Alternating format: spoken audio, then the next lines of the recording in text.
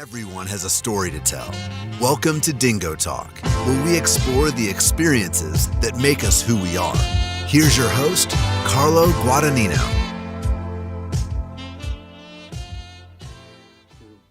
What's going on, Chuckleheads? I am Carlo Guadagnino. This is DingoTalk. My guest this week is the head football coach at Buena Vista University, Coach Austin Dickinson. Before we get into Coach Dickinson's story, I'm going to tell you a little bit about Buena Vista. It's located in Storm Lake, Iowa. They have 1,959 students. The acceptance rate is 77%. The grad rate is 59%. It's $53,000 before aid. It's $18,000 after aid. The top three majors are elementary ed, human services, and business admin. Obviously, again, these are just the broad strokes. If you think that Buena Vista is a place for you, make sure you're talking to the coach that's recruiting you. Make sure you're talking to your family, your guidance counselor, and go onto the website www.bvu.edu, and you can get all that information here. But without further ado, this is Coach Dickinson. What's going on, Chuckleheads? I am Carlo Guadagnino. This is Dingo Talk. My guest this week is the head football coach at Buena Vista University, Coach Austin Dickinson. Coach, thank you for joining me. Appreciate you having me on. Absolutely. Coach, I'm going to do this the same way I do every week. I'm going to throw you in that time machine, talk to you about your playing days, and work our way to today. So in 2006, how do you find yourself at Buena Vista University? Yeah, it does go back a ways now. You're right. I was fortunate enough to have a great relationship with my head coach at the time, Coach Jay Anderson, and our defense coordinator, Coach Larry Anderson. But even before that, I grew up kind of coming to games at BV. A lot of kids from my high school came here. It was one of those things. If you're going to play football in college, a lot of those guys went to Buena Vista, and I was fortunate to have some guys I looked up to and still do this day, right, that came here and played. And, fortunate to have one of them on our staff right now working with our receivers still. So it was kind of a no-brainer for me. I had some opportunities to look at other places as well. But when it came down to it, the relationship with the coach is number one. The facilities and just the vision of the program at that point with Coach Anderson was really sold me on it. So I'm really fortunate to choose BVU in 2006, and obviously got me back to where I am now. So. Now, after those 4 years, when did you know coaching was the avenue that you were going to take? I would say probably after my junior year, kind of during my junior year of college. I went through a couple majors my 4 years here, trying to figure out what I wanted to do. And then really came that I wanted to coach and leaned on my coaches here. Had an opportunity to go up north my senior year, applied for a job after the season, went up to Minot State in Minot, North Dakota, and interviewed up there with Coach Rudolph. And really our DB coach at the time, G8 for Coach Rudolph at St. Cloud State when he was the OC there. So there's a little connection, and it's fortunate to go up there and work with him, and had a great experience. But I would say that junior year is really when it got really into my mind that I wanted to coach moving forward in my life. Now, after those 2 years, because it's 2 years up at Minot, right? Yep.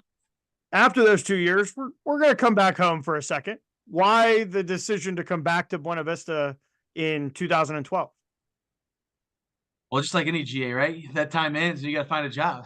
And again, leaned on my coaches here, Coach Anderson, both of them, Larry and GA, and they had an opening here to come back, kind of working with the O-line tight ends and our O-line coach at that time.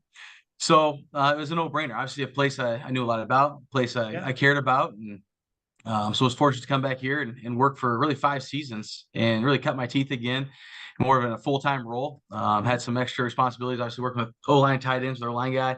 Then got moved back to defensive line those final 3 years, recruiting coordinator. So really a lot of great experiences there to learn on those guys. I was familiar with it, so it was a good feeling to come back and be able to help us win football games. Now, was it easier for you? I've had coaches on in the past where, they finish their playing days, they immediately become a GA at the school that they were at, which, you go from being the guy that can joke around and be that's in the locker room to being a guy that's in an office. Was that an easier transition to take the 2 years and then come back and be able to be part of the BVU family again? Absolutely. You're a little bit more removed at that point from the playing days. So, those guys we're older now, seniors, that I was able to play with when I was a freshman. But yeah, I think it's much easier to go away for 2 years, come back, and you have a different vision too than what you had when you're a player. I always kind of joke, if I knew what I know now when I was a player, I'd been a better player, right? Would have been a much better player than I was. So it was an easier transition, no doubt, to come back after those 2 years at Minot State. Okay. And then, so after the 5 seasons, back home, why was it time to kind of spread the wings and make the move to North Dakota?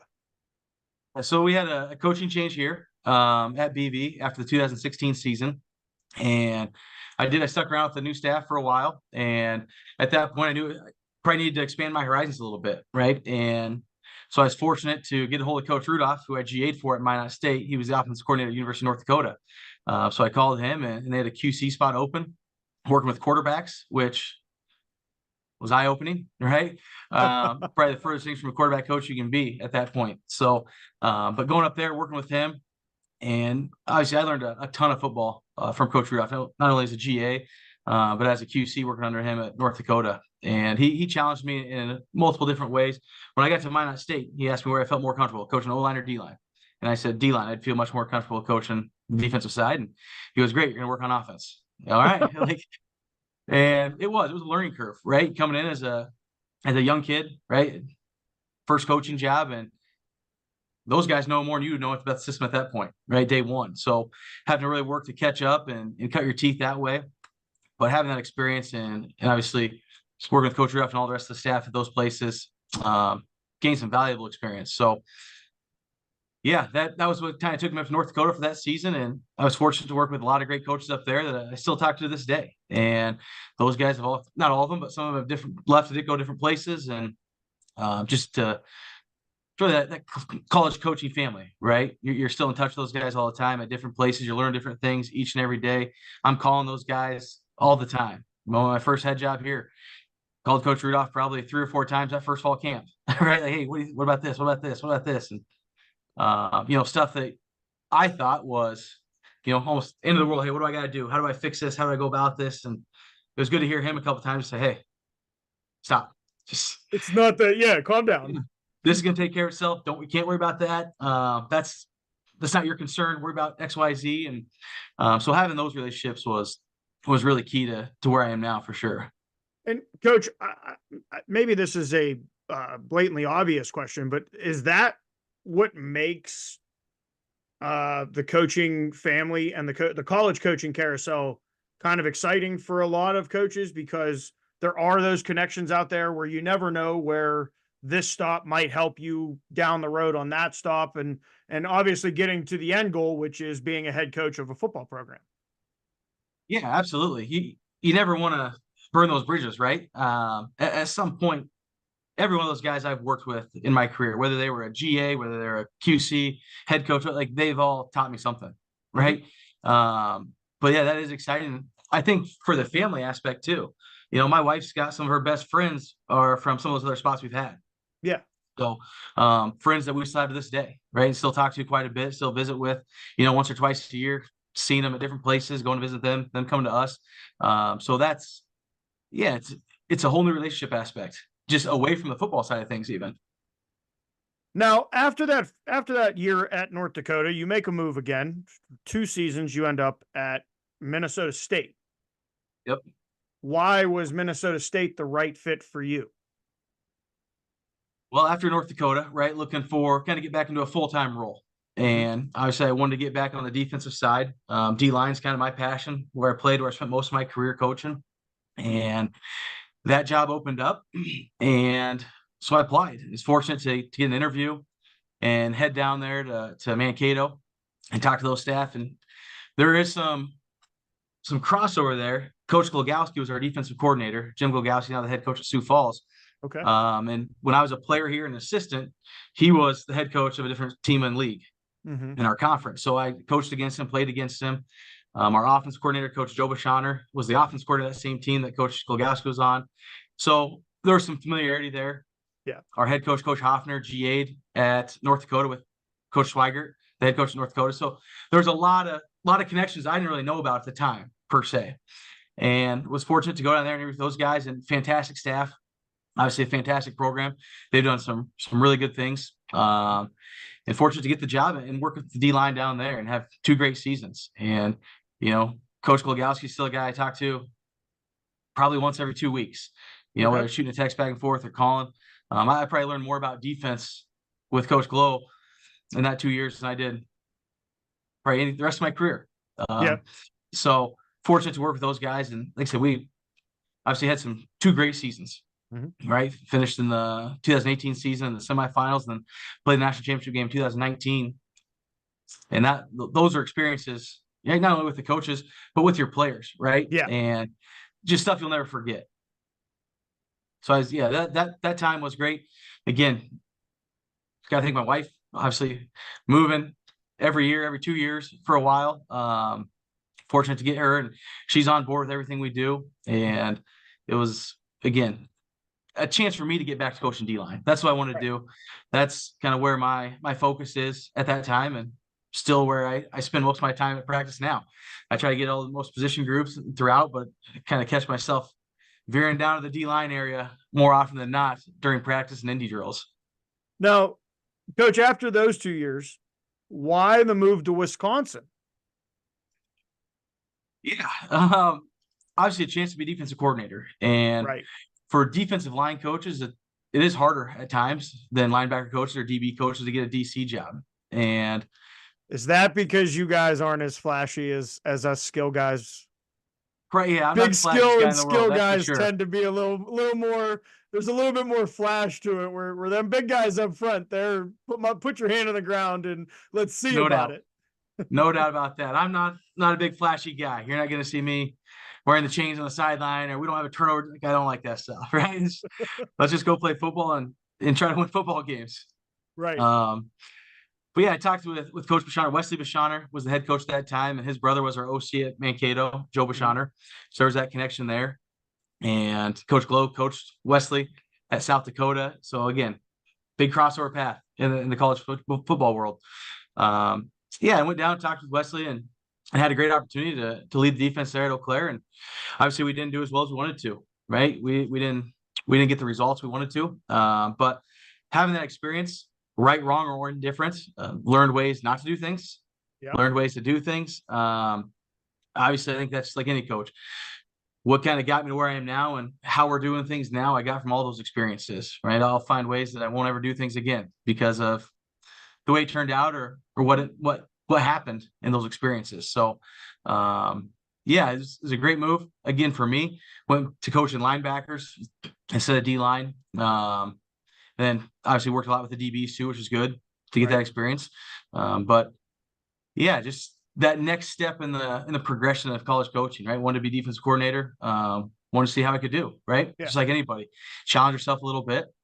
So that was the reason we took the move to Wisconsin. And then why in 2023 was it time to come back to where it all started? Obviously, BV's a special place to myself and my wife, right? We both went to school here, met here at BV. We're both from Iowa. So getting back closer to the roots a little bit. And when the job opened, it was definitely something we talked about and decided we should look more into. And had some great conversations with the administration here, athletic administration, the President Lensmeyer, fantastic human being, does a great job for our university. And when I came and talked to the people here at BV and just the vision they have, not only for our football program, but the university in general and where we're going and what they're putting forth and the amount they're putting into facilities, not just athletics, but for general students too. Right. It was a no-brainer, right? It was a no-brainer. We've done some really good things here in the past. We've got to get back to that level. And we have some work to do, no doubt about it. We've got to coach better, number one, right? It falls on us. We got to do a better job coaching. We got to do a better job playing, all of that stuff. But our goal is to put guys in a position to be successful. And I think here at BV, with the support we have through the administration, there's no doubt we can get there. We got to make sure we do our job. Right. So let's talk about recruiting for a second. For those that aren't familiar, what is Iowa high school ball like, and what are you looking for other than the kid got to be able to play ball? What are you guys looking for when you're going out there on the recruitment trail to bring a guy to BV? I think there's a ton of different aspects, right, for kids all over the place. We do recruit kind of, I don't want to say nationwide per se, but we have kids from, obviously Iowa, surrounding states. Colorado's been really good to us. North Texas, some of those areas. But number one, you got to find a good kid, right? Right. I want a good kid. They can be the best football player in the world, but if they're a bad teammate, it's going to be a detriment to our football program. So we got to find people that are good people and aren't afraid to work and compete. Right. Tell kids all the time, we won't promise you anything. We'll promise you an opportunity, but you got to come in and put the work in. So guys that love football, and number one, I should say number two, guys that want to be here, right? If you want to be at BV, that says a lot more than just being a good football player. Right. There's kids that come in and start day one as a freshman. There's kids that don't start until they're a senior. It takes all kinds of guys to be a good football program. So making sure we find the guys that fit who we are as a football program, as a university, and also where we're located. Obviously, we're a rural town, about 15,000 people. Not a big flashy city, right? We don't have all these malls and things of that nature, Top Golf, anywhere like that. It does take a certain person, right? Yeah. And we want to find those guys that want to be a part of what we're doing. My old coach I used to work for, Coach Bashan at Eau Claire, he said all the time, I use it to this day. Like, we want volunteers, not hostages. Right. I want guys that want to be here. And if they don't want to, you know, that's recruiting, right? You get told no a lot in recruiting. That's okay. Right? We'll find the next guy that wants to be here. We'll continue to develop our roster that way. Now, Coach, before we jump into how the 2023 season ended, I kind of want to jump forward and pick your brain a little bit. So the first thing is playoff expansion. I believe we're going to 40 this fall. A lot of controversy this past fall about, we're getting closer to that cliff of it's going to be automatic qualifiers and nobody's going to get an at-large bid. How do you decide the at-large bids? Do you think that expansion, it was the right time? And are you for it? I mean, or are you of the mindset? I've talked to a couple coaches that are, hey, I went 9-1 and didn't get in because we lost that game. So where do you fall on that? Yeah, I think it's kind of a mixed bag a little bit, right? I think the more opportunities you can pursue the players is a good thing, but at the same time, you do have to earn it, right? We haven't talked with our guys about, the expansion, anything like that, or playoff. Like, we got to take care of business each and every week. Right. So, I mean, it is kind of a catch-22. I see the pros and cons on both sides, but I think you do get into how many games is too many sometimes, right? You start expanding stuff too much. You look at that with the FBS level, right? Kind of adding more games, and now there's more contact, more wear and tear on the body. Again, I think the wear and tear on the body, every kid would get that when you're trying to compete for a national title. No doubt about it. But at the same time, yeah, if you want to make the playoffs, you win conference, right? That's the best way to do it. Right. Right. Right. Because then you're not putting it in. You're not putting it in the computer's hands. You're not putting it in the committee's hands. You've punched your ticket. It's just a matter of let's go play ball. Absolutely. We had that a couple times here at BV. Sometimes as a player, one year we went 7-3. We had some tough non-con games that we didn't, and came down to the last game of the year, and we took care of business. But we had to have somebody else win. They didn't. We didn't get it. Like, that's it. We should have won more games then, right? Like, we can't worry about who everybody else is playing and, hey, make sure XYZ happens. We got to win our football games, right? We got to take care of business each and every week, and then that'll take care of itself. Absolutely. Now, the other big news coming down the pipeline and the new approval from the NCAA is the availability of 18 iPads per team. I don't know, have they kind of ironed out the whole, if this team doesn't have iPads, then nobody uses them. Where do you fall on the introduction of the iPads? Are you guys going to be using them this year as a conference? Where do you guys fall? Our conference has had some conversations about that. We are still kind of in the introductory stages of trying to figure out what's best. I don't think anybody in our league's gonna have 18 iPads. I don't think anybody's got 18 coaches on the sidelines. But I do think it's a positive. I think it's moving in the right direction. Right. It's just ironing out some of the details, right? And figuring out, the companies that are going to be involved in that, what you can use, what you can't use. As far as if we have 8 coaches on our side and they have 15 on their side, I'm on the mindset, let them have 15. They got 15 coaches. They got 15, let them use it. And that doesn't bother me. Not everything's always fair. The game's played fair, But do you think this also opens the door at the Division III level for replay?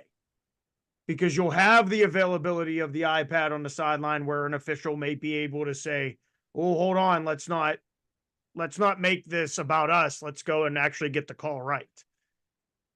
I do think we're moving towards that. At Division III level, we kind of are that trickle down. Happens at the FBS level, FCS, D2 down to us. I think we'll get there, especially the way technology keeps improving each and every year. I do think it'll happen. I do think it is a positive for us. Mhm. I think replay is good, but at the same time, there's going to be mistakes. That's Right. right. Officials are going to miss something. Heck, I'm going to make a bad call.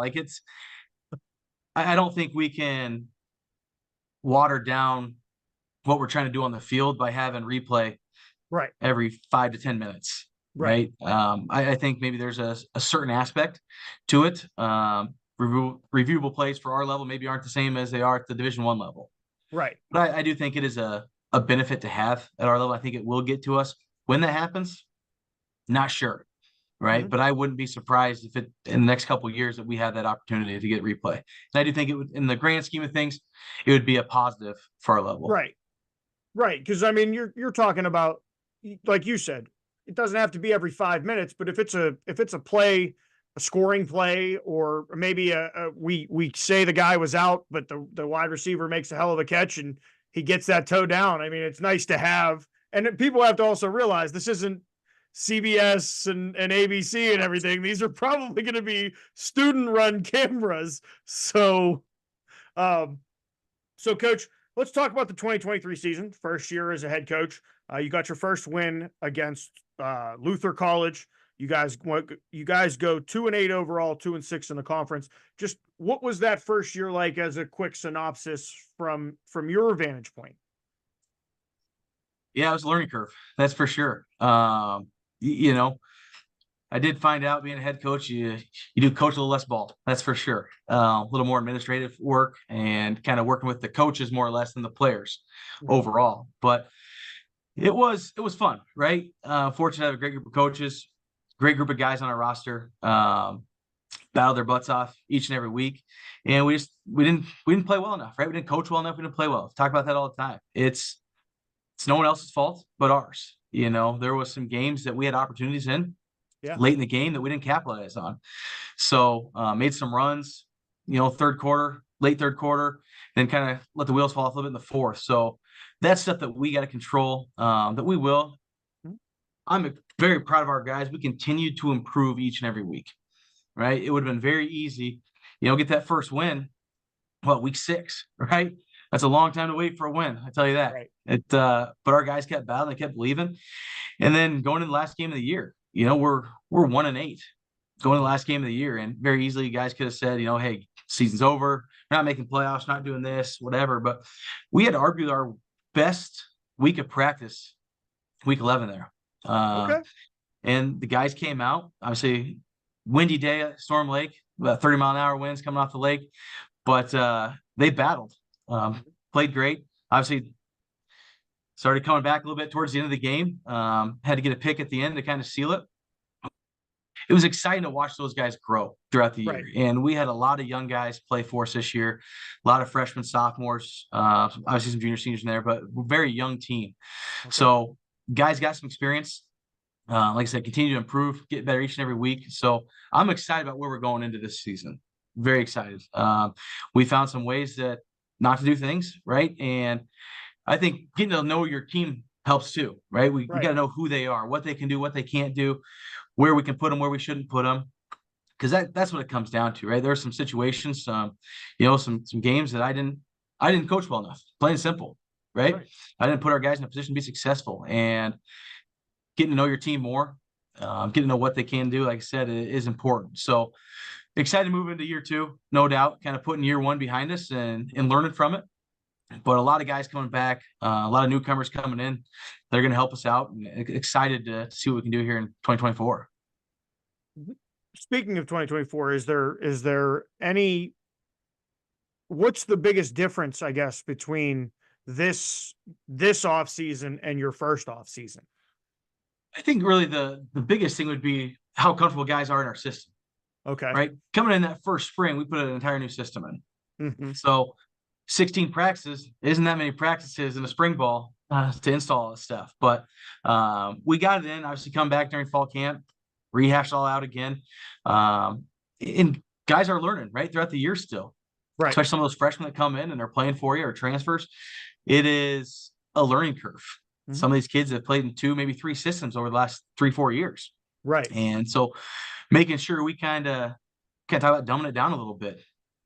I don't want guys out there running around trying to make checks and calls and change the play at the line of scrimmage based on 18 different factors. Mm-hmm. Let's make a call. Let's get us in the best position possible and go play football. Right. It comes down to, can our 11 guys out execute their 11 guys? I always tell our guys, it's not rocket science. I'm not smart enough to be a rocket scientist. That's why I'm a football coach. Right. Like, it doesn't matter all the other things going on. We have to execute our play at a higher level than they execute their play.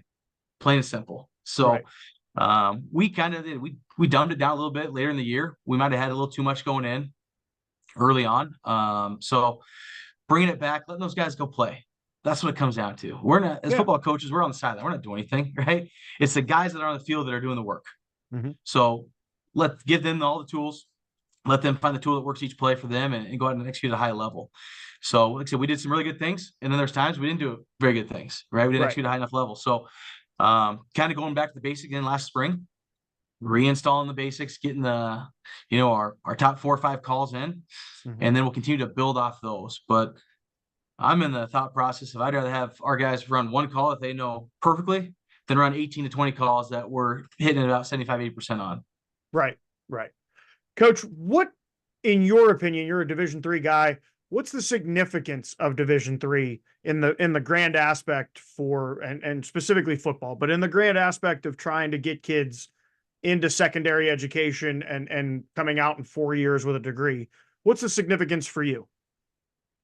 Going back to the kind of what you asked about recruiting wise, we want to find guys that want to be here. Right. Yeah, we're not paying these guys cost of attendance or a scholarship or anything like that. So got to find guys that want to be here for the right reasons. And obviously football is a big part of that. No doubt about it. Right. There's a large percentage of our players that pick BV because of football, but knowing they're going to get a great education with that. So, guys that want to be here and put the work in, guys that love football. Because if you don't love football and you're paying here to come play, usually doesn't work out. You don't love football. So that's the biggest thing. I think our guys don't put any less time in than any other division. Right? They're still getting up in the morning for workouts. They're still going to practice. They're still coming for meetings. They're going to study halls for, certain hours a week. I don't think that's any different than the Division II schools I've been at, right? Or NAIA schools I've been at. Right. So, I mean, it's guys that want to be here. Like I said, again, volunteers, not hostages. We got to find those guys that love football, that want to be a part of BV football and help continue us develop our program to where it can be. Because there's a lot of guys, don't get me wrong, a lot of guys that can play college football. There are. But are you willing to put in the time? Right. And we've been fortunate to have a great group of guys that have done that, right? They have put in the time, put in the effort. They got after it this offseason, came ready to go in spring ball. Excited about the guys we're bringing in too, going to do the same thing. So the level side of things is an inch here, 5 pounds here, Yeah. A little bit longer this way, a little bit bigger out. I mean, that's all it comes down to. Yeah, there's some guys that when I was at Mankato, we had some guys, hey, we want to be this tall and be this big to play this position, X, Y. And yeah, you can do that when you're a little more selective, right? And you have scholarship money to give out. Here, no doubt we're still going to be somewhat selective, right? We don't just take anybody that says, oh, I want to play a little football, right? We got to find the guys that, they might be a DN that's not 6'3", he might be 6 foot, maybe he's 5'11", but you know what? He's got a motor that doesn't stop. Right. And we can win with those guys. We can do things like that. So, the height, weight stuff, requirements like that, obviously my mind has shifted from when I was at, UND or Minnesota State. Those things have changed. Now can this guy play football? Right. And is he a guy that we can count on to do the right thing all the time? And he might be a little undersized. He might be 10 pounds lighter, 2 inches shorter, but I tell you what, he freaking runs the ball. Right. His motor doesn't stop. He practices like it's the Super Bowl every day. Those are guys that we continue to win with. Mm-hmm. Coach, we've come to that point where it's just 5 random questions. We're just going to get to know you a little bit better. So if you could live anywhere in the world, where would it be and why? Ooh, I don't know. Probably got a couple of different answers. They're completely different. I think in the mountains somewhere would be kind of cool, but also like the beaches of Hawaii, right? Okay. I think that'd be a nice spot. My wife's brother's out in Hawaii, went and visited a couple last year, and I don't think she wanted to leave. And so I think if she'd be pretty mad if I didn't say Hawaii, because that'd be a little beach life and wouldn't be all bad. No. How long have you and your wife been married? So we got married in 2011. So yep, going on 13 years this year, and it's been a journey. Got 2 little ones. So last year had our youngest daughter about 7 days before fall camp. So that was it's a tough fall camp. Going to first year's head coach, have a newborn, another one that's 2 years old or 3 years old at the time. So it was an experience, that's for sure. What's the most important lesson that you've learned over your career? Ooh, I mean, there's a lot of them, right? I learned a lot of things. I think just understanding that, like, you got to go out and play the game, right? We can't control as much as we are controlling as college football coach or football coaches in general. Okay, for junior high school, you want stuff to go a certain way, right? We've got to trust that we're going to put our guys in the best position and go out and allow them to play football, right? We can't micromanage. Like I don't micromanage our coaches. We hired OCs to be the head coach of offense. Our DCs, the head coach of defense. Our linebackers coach, the head coach of linebackers. Like I got to give those guys the leeway that we hired them for to be their position coach. And then same thing with our players that go out and we're trying to give them all the knowledge we can, right? I don't expect any of our players to spend as much time as we do as coaches. Right. In game planning, in film preparation. Like they don't have time to do that. They're full-time students. They have to have a little bit of a social life, right? All that stuff. So we've got to find the smallest amount of information that's going to make the biggest impact for those guys each week and give that to them and keep hammering that away and let them go play football. Right. I think the more we try to micromanage our players as far as like, hey, when I was a player, right? Oh, that wasn't a 6-inch step. That's a 7-inch step. I ain't smart to figure out what the difference is between a 6-inch, 7-inch step. Like, get your foot in the ground, quick as you can, let's go. Like those type of things. Give those guys as much leeway as we can within our system to go be a football player. That's huge. If you weren't coaching, what would you be doing and why? You know, I grew up on a farm. I always thought, you know, being a cattle farmer, you know, grew up on a cattle farm. I'd probably do something like that back in the day. Now, being so far removed from being home on the farm and living the so-called city life these days, I don't know if I could go cut it anymore. But doing something outside, you know, I don't know what that – I'm not a construction guy by any stretch of imagination. Don't ask me to do that. But I wouldn't want to sit behind a desk every day. Right. Something where you just like coaching. It's new practice every day. It's new challenges, new obstacles, something that you can get out and face that way. But also there's got to be some sort of competitiveness, right? We all want to win no matter what we're doing. So, you know, I started in education, kinesiology, history education before I went to sports management. So, you know, teaching is one aspect I thought I'd go into. Now, I don't know. Yeah, I don't know if I could do that. All the teachers out there are. Yeah, understood there. We talked right before that we started recording about how I started down the education path, and thankfully somebody said communications might be better for you. No. Best compliment you've ever received, Coach? Ooh, that's a really tough one. Put me on the spot with that one. You know, I guess I couldn't pinpoint one, but I'd say probably something from like wife or kids, right? Your kids say something, she just turned 4. You know, they don't know the difference between what they're talking about half the time, but you know, they tell you how great of a dad you are, how good of a husband, like that stuff's important, right? I think that's something we we lose track of sometimes as football coaches. And I think for me, being a head coach, that's kind of getting to set the schedule and still have time for the family at home. And so I would say something from the wife or kids is probably the most important, but obviously that goes a long ways. And then on the other side of compliments, it's the best insult you've ever received. Oh, I'm sure somewhere along the coaching route, getting my butt chewed, right? Doing something the wrong way.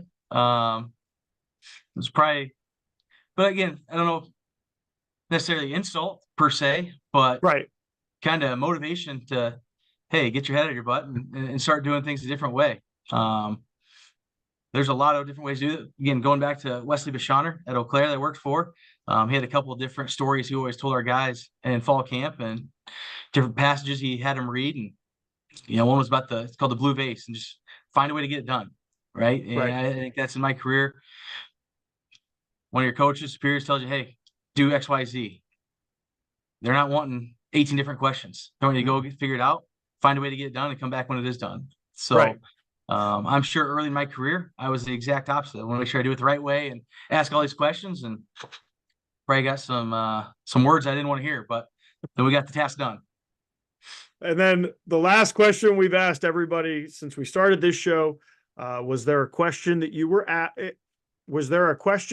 expecting? And if so, how would you have answered it? Just overarching career-wise, you're saying? Yeah. A question I was not expecting? Or was expecting. Was there something that you were like expecting to be asked about? And if I didn't ask it, how would you have answered what you expected me to ask you about? I think going back to when I interviewed for this job here at BV, going into the interview process with the president, the VPs, the athletic director, there was hardly any talk about football, right? It was a lot of, recruiting side of things, no doubt. That's very important, obviously.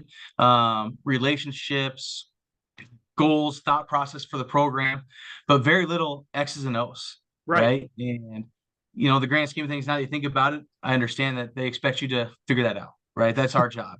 Yeah. But that was a little surprising to me. Obviously, hadn't had many head coaching interviews going to that time. And even the ones I had before that, again, not many X's and O's. They didn't care much about how you're going to do it. It's what are you going to do? Right. Well, Coach. Oh, go ahead.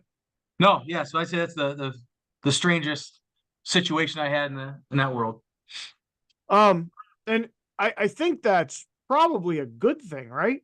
Like that's not their job. Their job isn't, your job's to win football games and get your team the grad rate. You want the grad rate to be high, the retention rate to be high, but that's your part of it.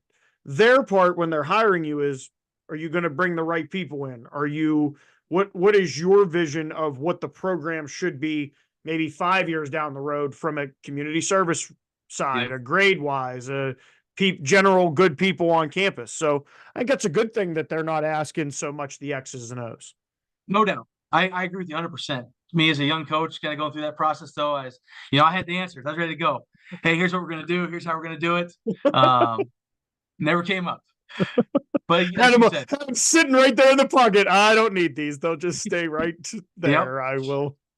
All right. Well, Coach, I want to say thank you very much for taking the time to sit down with us.